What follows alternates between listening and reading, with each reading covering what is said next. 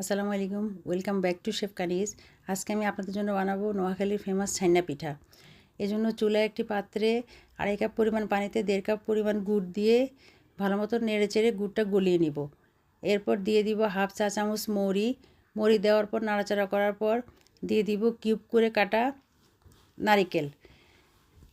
এই পিঠাটা শিরা সাধারণত পাতলা হবে।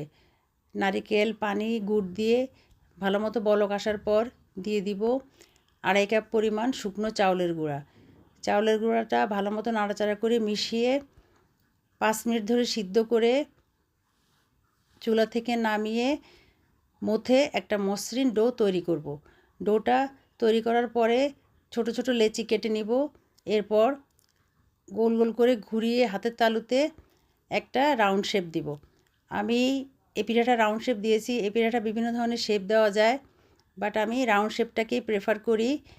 সবগুলো পিঠা তৈরি করার পরে পিঠাগুলোকে ভাপ দেওয়ার জন্য চুলায় একটা স্টিমার বসাবো। স্টিমারে পানি দিয়ে বলক উঠার পরে সবগুলো পিঠা একে একে দিয়ে দিব। এরপর পিঠাগুলোকে ঢাকনা দিয়ে ঢেকে দিব।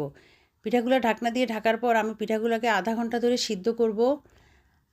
পিঠাগুলো যখন সিদ্ধ হয়ে যাবে তখন দেখতে মাশাআল্লাহ অনেক সুন্দর হবে। দেখুন পিঠাগুলো দেখতে মাশাআল্লাহ কত সুন্দর হয়েছে। এরপর চুলা থেকে নামিয়ে এই পিঠাগুলোকে ঠান্ডা করে সার্ভ করবেন। ঠান্ডা পিঠা ছাইনা পিঠা খেতে অনেক মজা। ভালো থাকবেন, সুস্থ থাকবেন। আল্লাহ হাফেজ।